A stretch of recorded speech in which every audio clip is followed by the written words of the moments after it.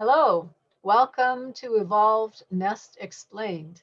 My name is Dr. Darcia Narvaez, and I'm here with Mary Tarsha, and we're both at the University of Notre Dame, Department of Psychology, in the Kroc Institute for International Peace Studies. Hi, Mary. Hi, Darcia. Today, we're discussing one component of the nest, self-directed social play. And let me just say a few words about nestedness.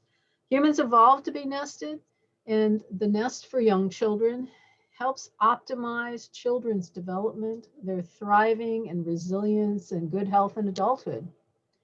And what do we mean by child thriving? Well, it includes physical health, happiness and well being, self acceptance and self confidence, self control, emotional intelligence, sociality and social skills, empathy, perspective taking, kindness, and active curiosity. Nestedness throughout life supports thriving for all ages. Adults who are thriving look like this. They have quiet minds, the ability to be emotionally present. They are innerly happy and exhibit childlike glee. They are vital, have an abundance of electricity in their bodies. They listen unconditionally to others, to other opinions, are okay with difference and diversity. They have empathy and respect all for other people, but also for nature. And they are authentically helpful towards others. They keep their personal vision, their unique gifts growing and being shared with others. They look and are fully alive. They're aware of the sacredness of life, and they exhibit love, compassion, and forgiveness. So those are the aims of the Evolved Nest for all ages, and that's what we talk about in general across our web pages. And here today we're talking about self-directed social play. You want to talk about the nest here? This is our big picture, Mary? Yeah, so we've been taking time to discuss each component of the nest. And so to begin with, the first one is soothing perinatal experiences, on request breastfeeding, positive moving touch, no negative touch, lots of affectionate touch, positive in climate where the child feels welcome. And this is what we're talking about today, self-directed social play, the importance of allo mothers or other caregivers in addition to mothers and fathers, responsive relationships. That means responding to the needs of the infant and child when they need it, a sense of connection to the natural world, and routine healing practices. And so this is what every child needs to thrive in order to reach their potential. And today we're talking about self-directed social play and how important this is, as Darcia said in the beginning. When you have nestedness across the lifespan supports human development and supports for all ages. And this one is particularly true. So social play is important for children, but for all ages. And it heals you as an adult if you didn't play as a child, or if you have trouble being flexible and attuned to others, or are depressed or dysregulated. Playing helps heal your brain. Yeah, so this is why it's so important. So it's important to have that in the beginning of life, but also for all ages, all the way grandparents on up. That's right. It's an ancient aspect in the animal kingdom, phylogenetically ancient. Many hmm species demonstrate play behaviors, from sharks and fish to turtles, lizards, and birds. In nature, free play among animals builds a sense of belonging to place and biophilia and attachment to the natural world. hmm Yes, and so you see here that play is so natural. I think that's the big takeaway from this slide. You know, it's how we are made, how other species are made, but it's what we're really made for. And what about social play with different age groups, Darcia? Right, so that's our heritage in our ancestral context, small band hunter-gatherers, which we spent 99% of our human genus history in this kind of society organization. And in those societies, social play occurs with multiple ages. So you're hanging out with other, I mean, there aren't that many kids your same age when you're a child, and then you play with adults, among adults. It's all about playing and enjoying life. Mm-hmm. Yeah, and it builds self-regulation, which is the ability to do what you desire to do in the moment, right? Directed behavior. It also helps you regulate your emotions, which is really important. And so, we all have different feelings and emotions or mood swings, but you're able to then regulate that and also able to adapt, have this adaptiveness, which we talk about throughout this whole presentation, but how important that is to be able to change and be flexible. So this all happens through social play. And the one of the mottos of the Marines is adapt and overcome. Ah, You're able to do that when you have a flexible brain. I used that as an adolescent. That was kind of a key motto for me to learn wow. to get along. That's interesting. So here's a phylogeny of all the major vertebrate animal groups. And the ones where you can see play are the ones that have a black square or rectangle. And then the kind of unclear has a kind of a mixed band square, and then it's not known for the white square. So you see all sorts of animals play. That's a great slide. Mammalians are our heritage also. We're mammals, and mammalians, animals, children, young youth play. That's what they do. They play, play, play, play, play almost all the time, other than sleeping and eating. Yes. And so, There's some great references here. I might at first think about play like, well, what, that's meaningless. Like, what's really happening during play? But, neuroscientists like Jaak Pansep and others here that we have cited, have spent decades researching what's happening when play is going on. And so much is happening in building of the brain and growing parts of the brain that we'll talk about a little bit later that are so important to thriving and to wellness. But it's very interesting, I think, just to realize that this decades and decades have been dedicated to just understanding what's going on and how play is so helpful and effective. yes, so those decades of studies have been mostly with other animals, but then now recently play studies in humans are becoming more prevalent and finding similar outcomes, which we'll talk about. And it's not just the scientists that thought play was important. Plato, if you like philosophy and you like the ancient Greeks, he also thought that this was important, that from their earliest years, children must take part in all the more lawful forms of play. Otherwise, they can never become well-conducted and virtuous citizens. So again, probably in part because that allows you to be flexible and attuned to others and compromise and negotiate. Those are all kinds of things you might have to do in play. I mean, talk about converging evidence, Darcia. Here, that's what we like to see in science, right? We see converging evidence from across different studies, but here you have over many, many, many years, people observing, like Plato, the importance of play and how important it is for wellness. And so I just love that. And back to our ancestral context, small band hunter-gatherers, Peter Gray has done extensive work examining playing among them. And he notes that it promotes bonding and peacefulness, peaceful cooperation. And there's teasing, but it's not put down humor like we see on a lot of television shows or movies. It's teasing in the kind of humorous way to keep the ego from getting too big, right? Thinking too much of yourself. And they have peaceful societies. And also, I think we've talked about this other places of how for building a humble disposition, right? So when you're teasing and joking and you're in relationship back and forth, it does help deflate the ego. Yes. So self-directed social play is good for all ages.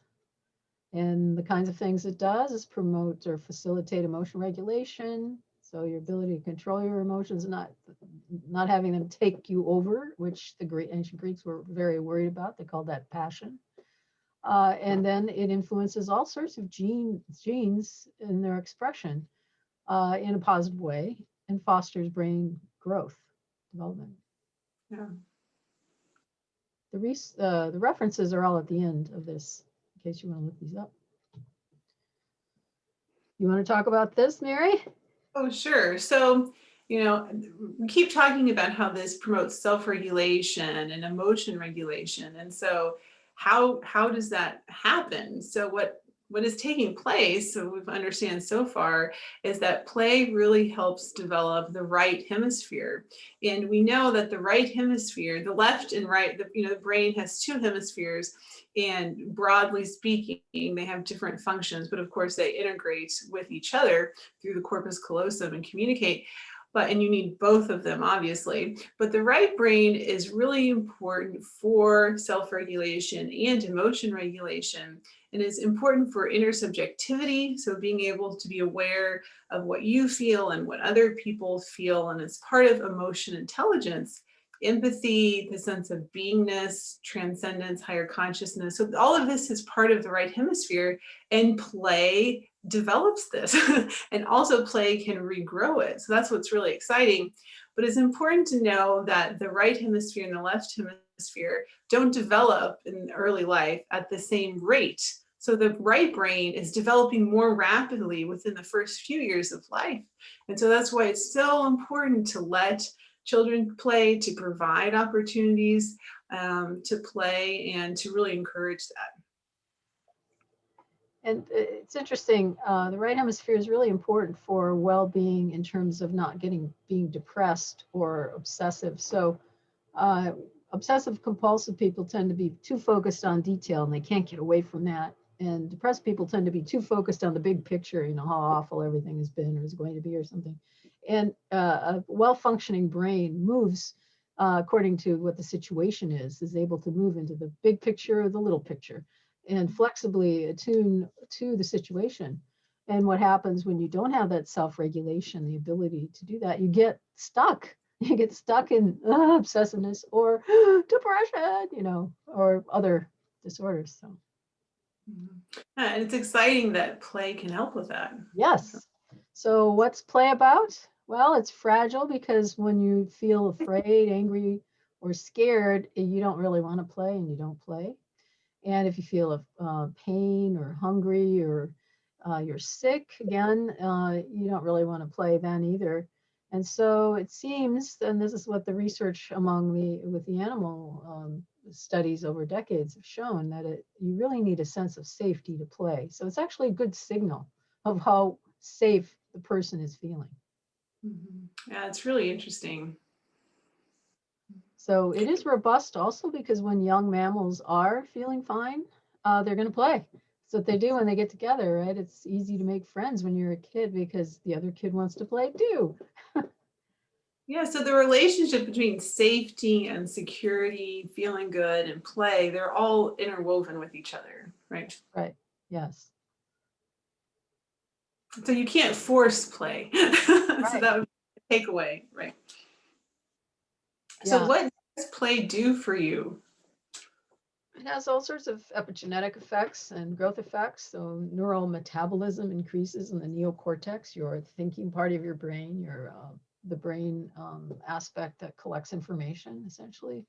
Many of the genes, 1/3 of 1,200 that have been studied so far, are modified rapidly by play behavior. So remember that epigenetics occurs in the moment, depending what you're doing, as well as in early life. There's sensitive periods for certain genes to be turned on or off. And if you get the right experience, the nurturing experience, those things get set properly and you can't really change them much later. But there are other kinds of gene expression that occur in the moment. So when you go to bed, certain genes are turned on.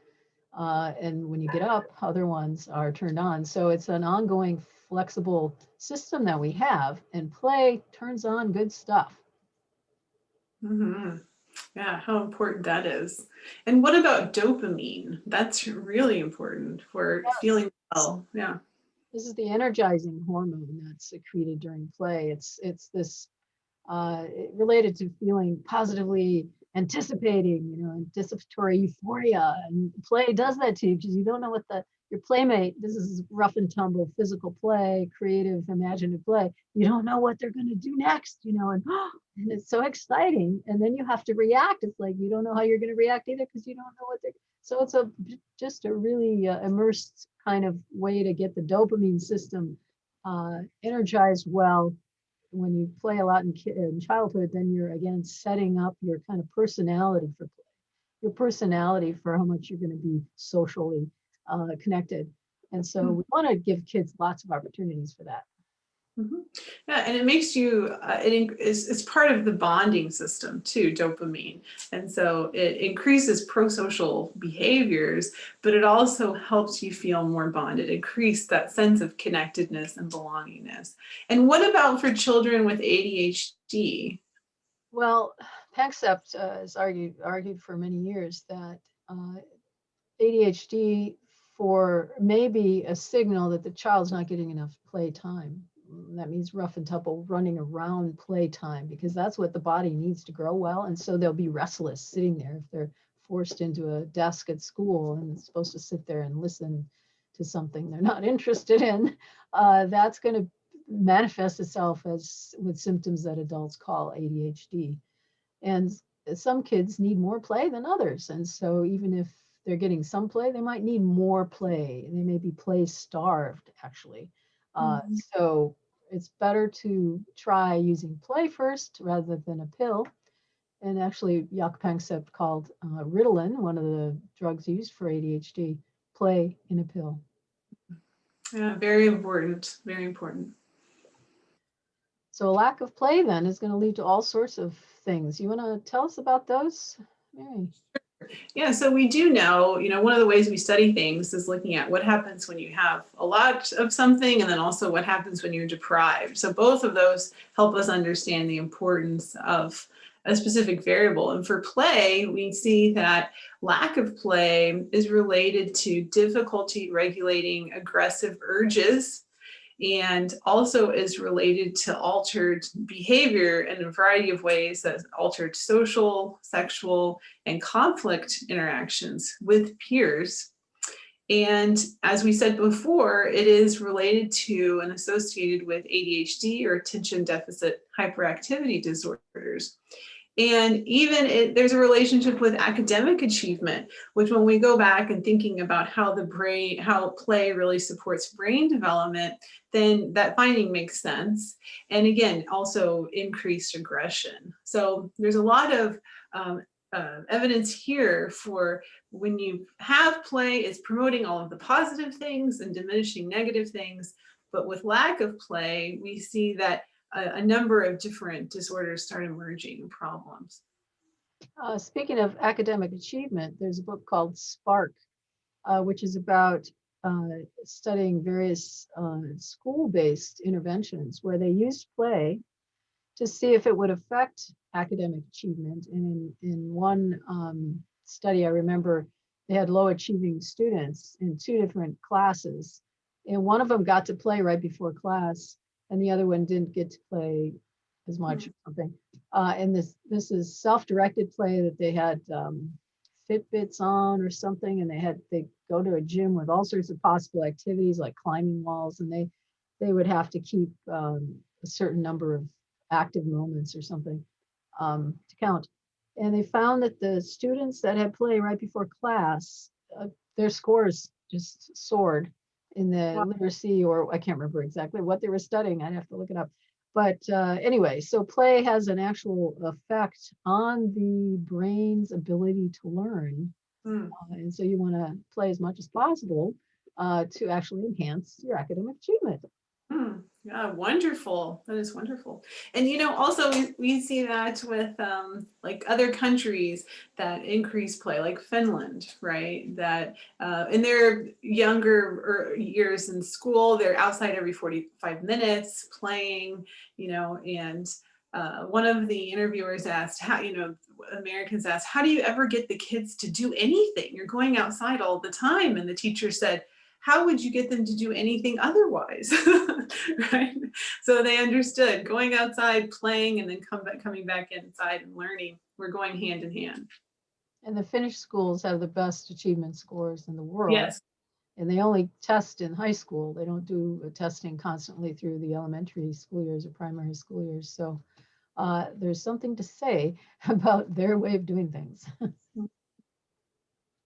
How about in the States? Tell us about that, Mary. What's happening in the United States?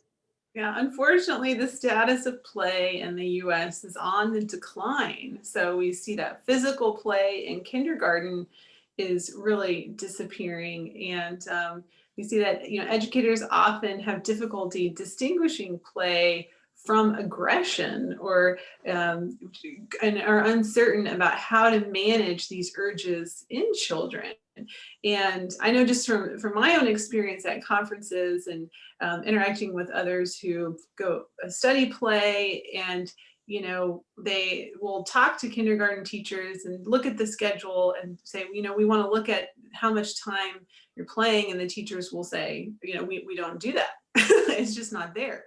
So unfortunately, this is on the decline. There's a good movie, a few years old, called The War on Kids.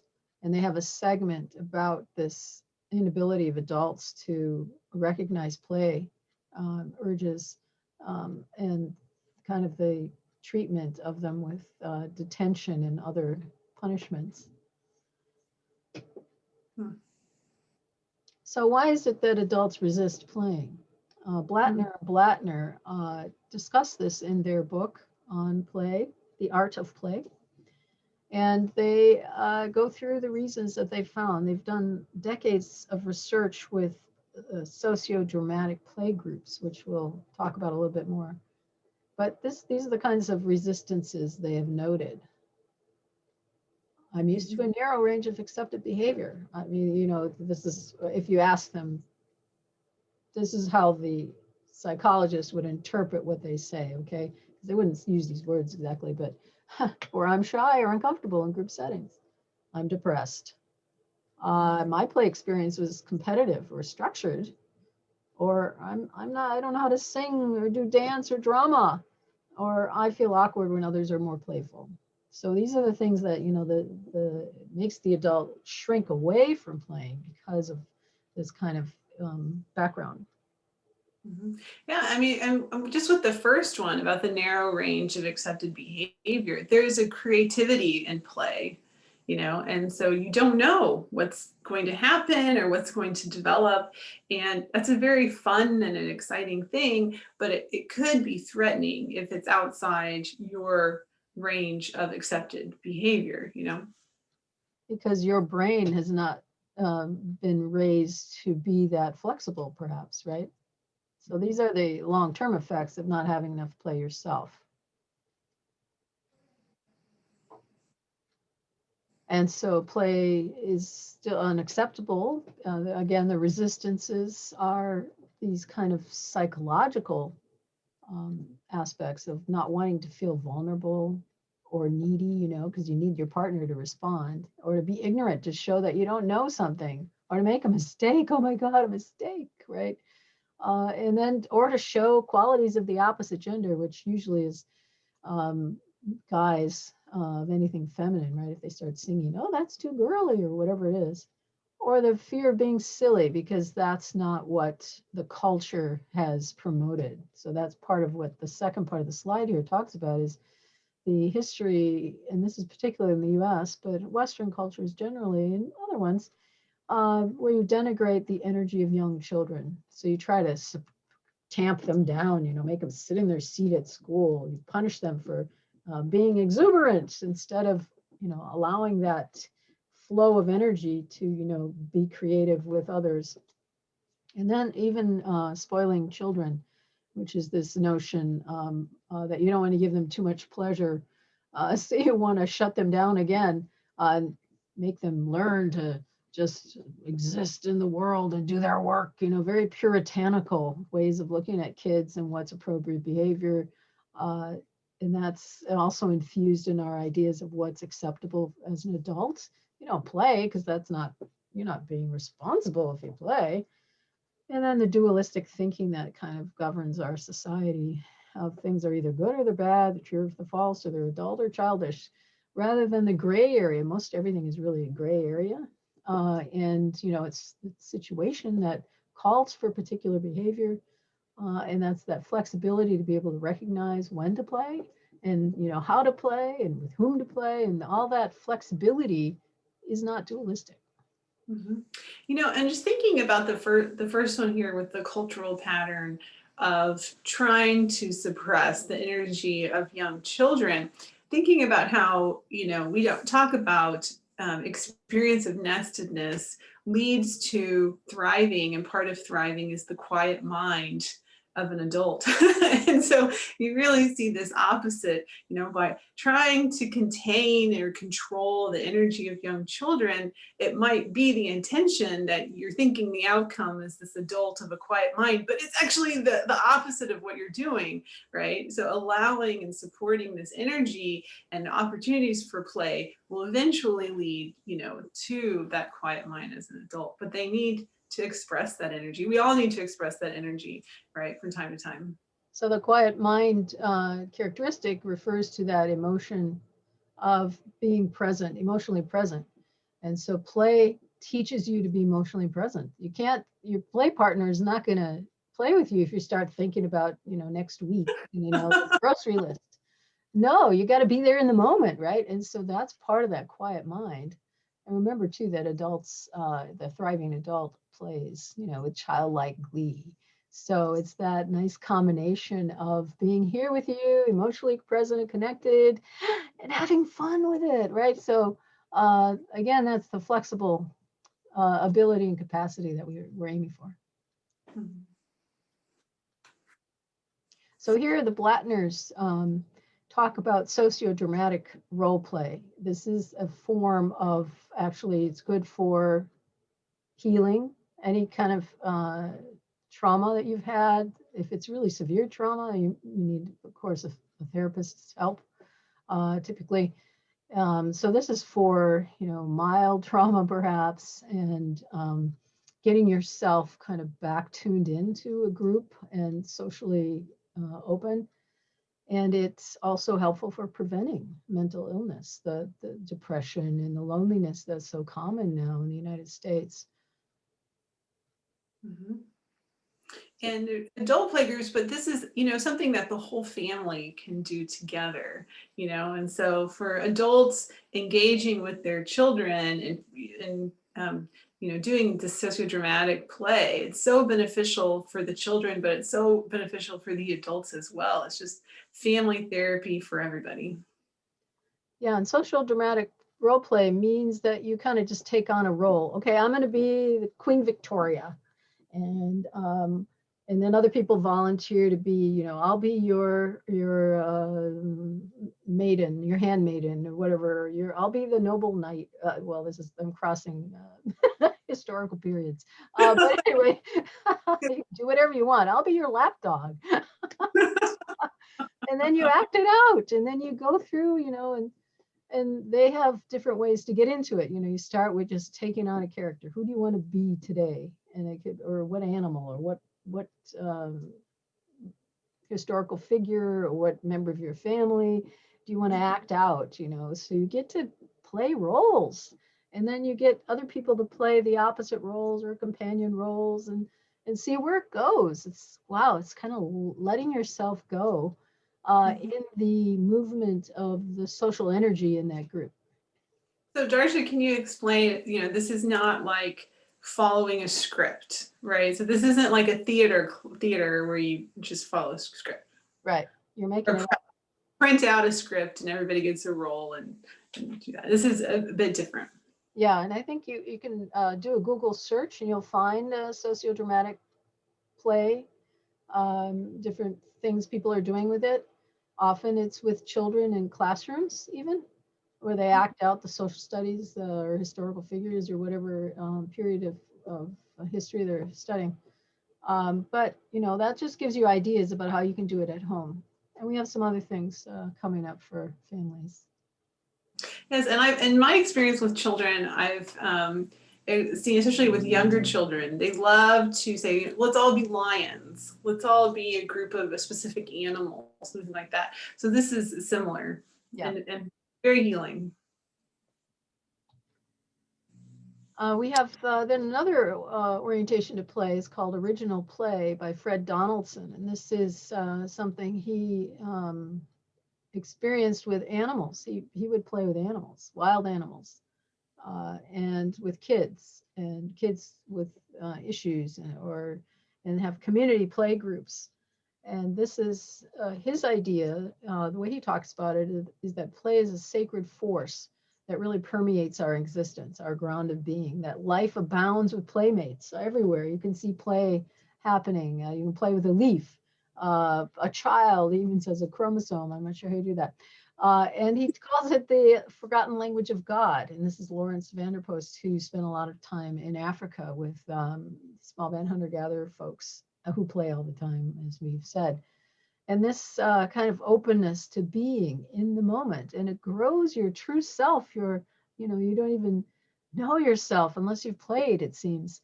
And it doesn't attack anybody's defenses or bring up defenses. It might if it triggers something for you, but it creates an environment. Original play creates an environment where you drop your shields and share with your tender heart. And so you kind of just roll over on each other. And this, if you look up Fred Donaldson's original play YouTube videos, you'll see it's just like he just like a big bear, lets the kids climb all over him, and then they'll, just roll around. And it's a lot of touching and interacting heart to heart in a trusting kind of situation. And as you're talking about this, it reminds me of so much of the ethnographic research. We keep saying in small band hunter-gatherers, play is happening all the time, but it's happening all the time as, they're going about doing their work, which they don't even think of it as work, right? Because they're having such a good time doing it. They're walking through the forest and singing little songs and making up funny riddles, laughing back and forth with each other, as they're doing some work. They're going to a hunt or this or that. And so I think that is such a great thing to learn, that it's permeating every aspect of the day, and it gives a sense of trust, and it gives a sense of being relaxed as you go about from day to day. And you're not alone. You always have your group or your friends, or even if you play in nature, you have the natural world as your relations, right? So you're making me think of situations where Westerners have gone into societies or places in Africa, for example, where water is hard to get. And the tradition for a group was to spend a few hours walking to a watering hole. Mm-hmm. And the Westerners thought, oh, that's terrible. Here, we'll dig you a well. We'll dig you a well. And so they dig the well. And the result is the society sort of threads of social connection are torn a bit, because they spent those hours having fun talking to each other all the way there. And it was just a bonding, a uniting experience. And now that's gone because the well's right here. So I think we have to think, when we're coming in from the outside to a culture, what kind of impact our actions are going to have. So absolutely. Warning. And what we can learn from other cultures to see how in their day-to-day activities, they're strengthening relationships as they go about their job, not just, I got to get this done today, A value difference. Broader thinking. A value difference there. So efficiency for the Western world typically, and for them, relationships. Mm-hmm. Whatever fuels and feeds the relationships and the bonding is more important than anything else. Okay. So can you tell us a little bit more about original play? Well, Fred Donaldson has kind of this mystical language. It's simultaneously inside of all life and beyond all separations, which is, whoa, out there, right? But it promotes, as we've been saying, this belonging, a connection, partnership, and your ability to take risk, to accept the other person's behavior and yield and be flexible to what they're doing, right? So you have to always be adjusting and adapting, as you've said. And you want to do 2 looks. He calls the first look here, this is Western look, right? This is the Westerner who categorizes everything. So when you meet somebody, you maybe have automatic schemas or conceptual structures that you notice, either male, female, handsome, not handsome, fatter than me, thinner than me, whatever it is that you've been practicing all your life are important things. So if your mother always told you, oh, you're getting too fat, that would become a, or watch out how much you eat because you don't want to get too fat. That would be a chronic, what we call chronic accessibility construct that you'll apply wherever you go without even knowing you're doing it. And so that's this categorizing look, which he says, okay, you got that one. Now go to the second look. So the first one is more left brain because the left brain loves to categorize and separate everything into pieces. And the second look is seeing with the heart, which is more of the right brain. The greater senses, like who is this person? What spirit, what kind of climate do they bring to me, to the situation?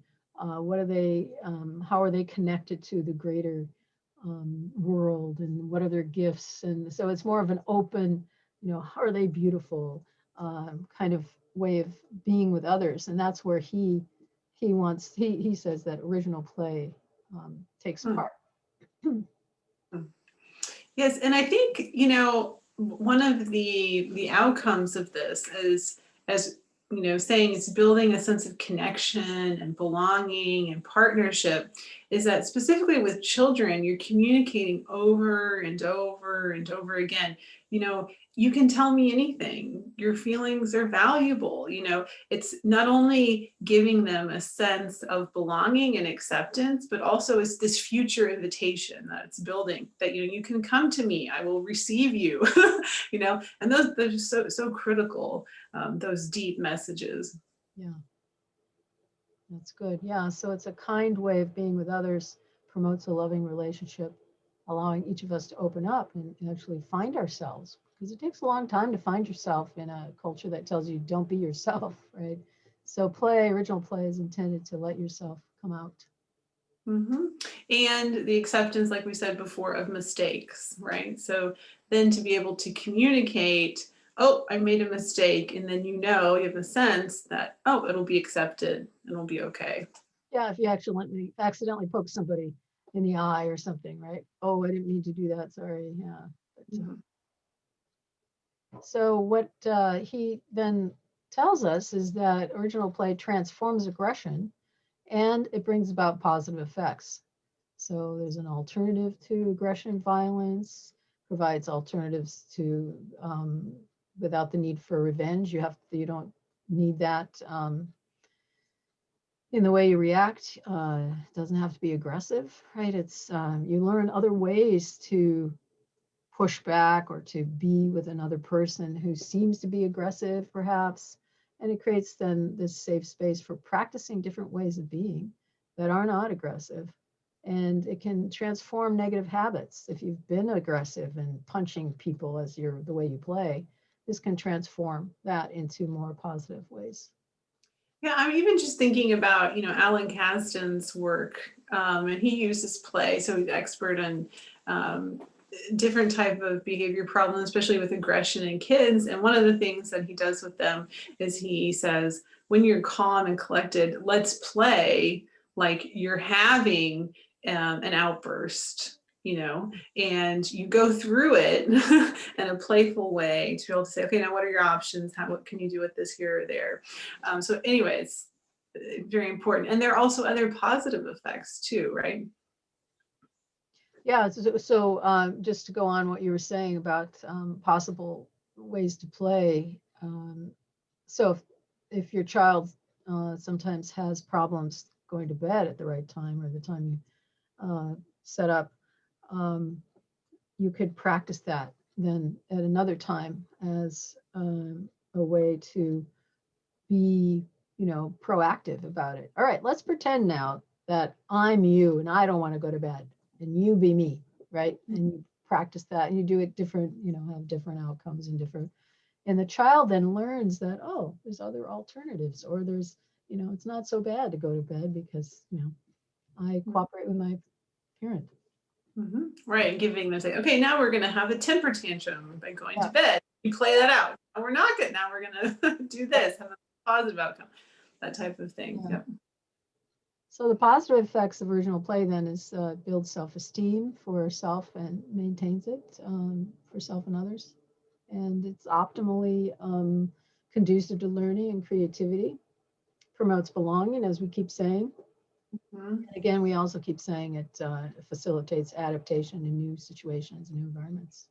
And, one of the things I think we haven't said, but that's really important, is learning the boundaries of self and others, by you push those boundaries and you experience the boundaries around you when you play, and what is mine and what is yours, and how those go back and forth. And so that's so important for building the sense of self and identity.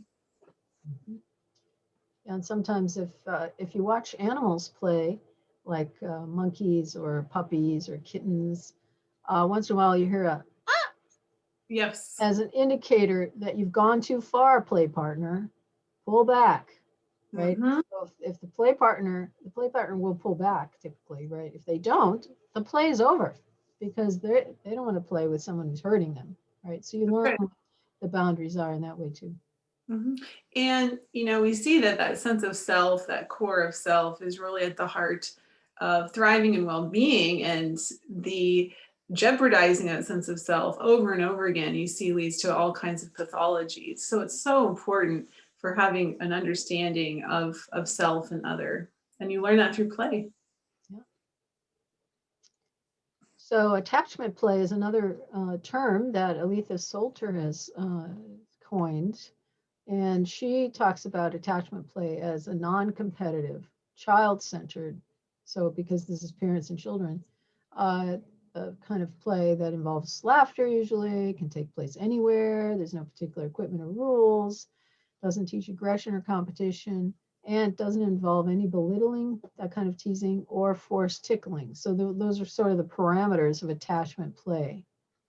Yeah, so this makes me think that we haven't said this prior, but we're not talking about sports, right? We're not talking about, a set game with rules, and that has some benefits, okay? But this type of attachment and social play is a different type of play. Right. So the free play we're talking about, social free play, is not in playing soccer or tennis or badminton or anything else, football.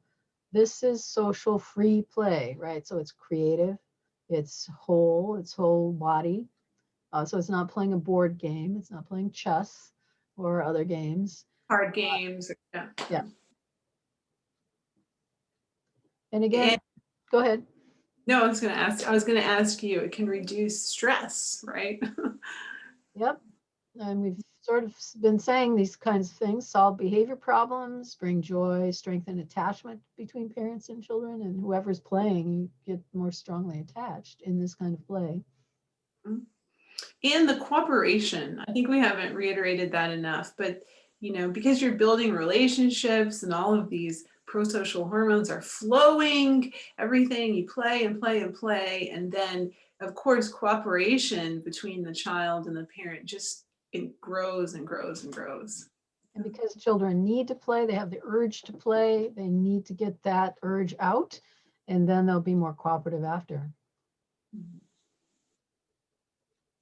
So Salter talks about 9 forms of attachment play. There's non-directive, child-centered play. Good. These are so good, Darcia. We have so great. And so these are where non-directive child-centered play is where the parent provides materials and then sort of just sits back and lets the child lead in whatever play happens. Symbolic play, you can have particular props or themes. So this is where you could have going through the reluctance to go to bed and act it out, or whatever it is. It could be toilet training or lying or sibling rivalry, that kind of thing. Contingency play is something where the child takes an action and the adult responds. So You do this with babies. Babies say ga, and mom or dad say ga back, and then ga, and then ga, and then back and forth and back and forth. So that's play, contingency play. Or if you're carrying the child on your back, and the child will hit your left shoulder to make you go left, or the right shoulder to make you go right, that's contingency play. Also, a pillow fight, perhaps, where the child hits the parent with a pillow and the parent just falls over, right? That kids like that a lot. Role reversal. Sure. And nonsense plays like topsy-turvy stuff, like putting your pants on your head or saying things backwards or being really silly and exaggerating. And so all these things are, wonderful ways to connect and also transform. Mhm. Yes, and there's more. So the 9 forms. So these are the first 4. Here are the other ones. So separation games like peekaboo when you have a baby, chase or tag, or hide and seek. So these allow the child to deal with anxieties of separation and learn that you'll still be there or they'll be okay. Power reversal. This is where the pillow fight thing come in. The adult pretends to be weak, ignorant, clumsy, or scared, and the child gets to be the strong player, right? And so that's very refreshing to a child who's been getting frustrated with all sorts of rules and not being able to do what they want.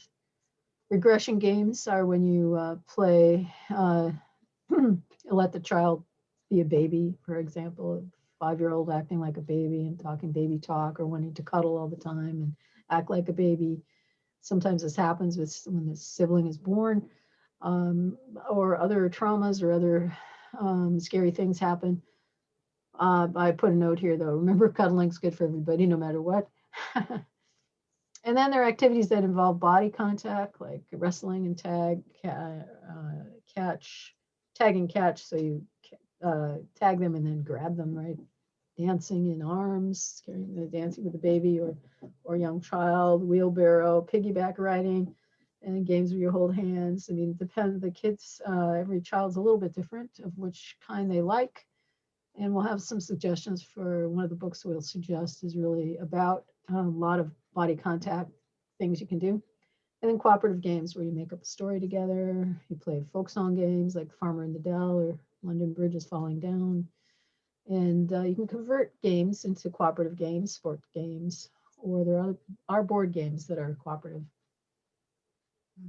Yeah, these are so great. So these slides are the how-to. Yeah, what you can do. Yeah. Oops. So when you are in attachment play, she has these rules that she suggests. So follow the child's lead and remain flexible. And you want to go through them, Mary?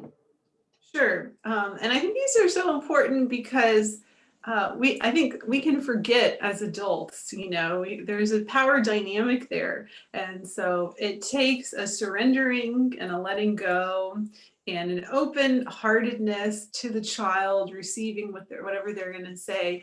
And so sometimes those broad terms can be hard to implement, but these simple rules help you keep in mind what those mean. So the first one is, really following the child's lead and remaining flexible. And so not correcting them on how they're supposed to use a toy or where they're supposed to go, just really following their lead. So avoiding teaching or correcting the child and interrupting or analyzing the play. So that's something that adults can do really easily, like, oh, well, is this toy is supposed to be used in this way, or what will happen if we do this over here? That's a different type of play.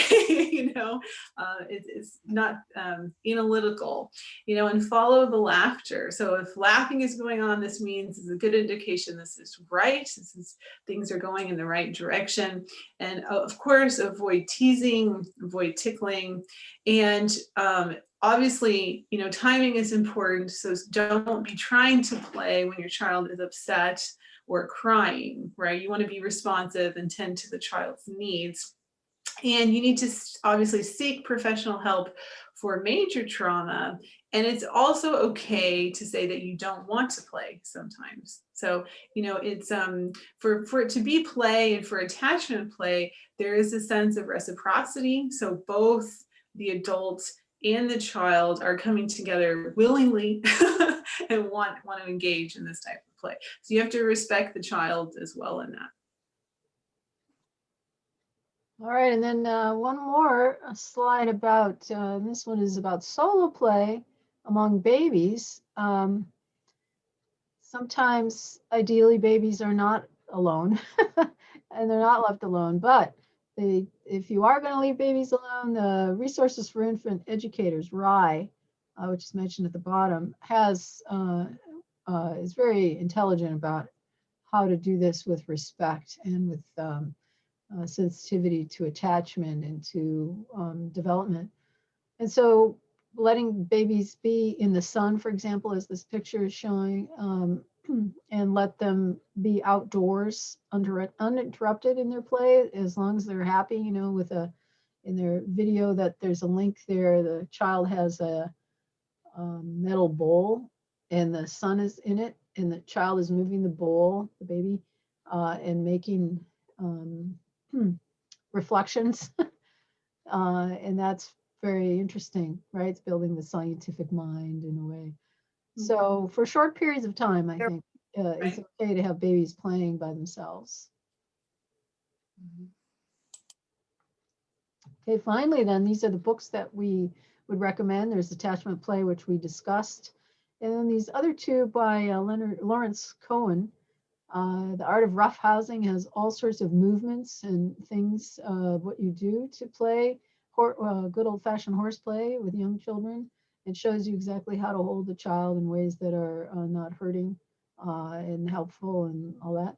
And then Playful Parenting is really a very detailed, just like attachment play, detailed ideas for how to play with kids and when and how to heal different kinds of problems and so on. And Darcia, do you have a recommendation for adults who want to engage in social play or to begin implementing ways of playing?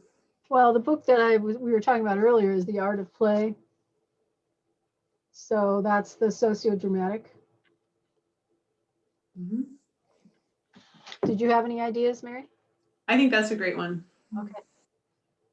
Good. All right. Well, thank you very much, folks. This is more information here. Find us at evolvenest.org for more. And yes, we got a hooray there from the dog. He really was very happy. Says goodbye to you too. So here are the references. We'll just leave them here for a second. You can stop the video if you want to look more. And thanks so much. Thank you. Bye.